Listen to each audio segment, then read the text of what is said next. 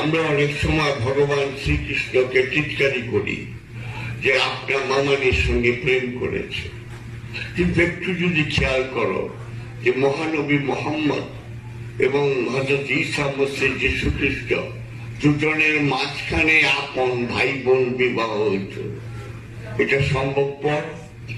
আচ্ছা, কেউ আপন ভাইদের বোনে বিয়ে করতে পারে? সেদিন আর ৫,৫০০ বছর আগে তুমি তো সেই যুগটা খেয়াল করবা। আর আপন বোনের চেয়ে মামানি তো তুচ্ছ, মামানির কোন ভিত্তি থাকে না আপন বোনের সামনে। যেখানে আপন ভাই বোন বিবাহ হতো সেখানে মামানি তো তুচ্ছ। ওটাই আমরা এই শরীয়তে আইনা সেটাকে বিচার করি।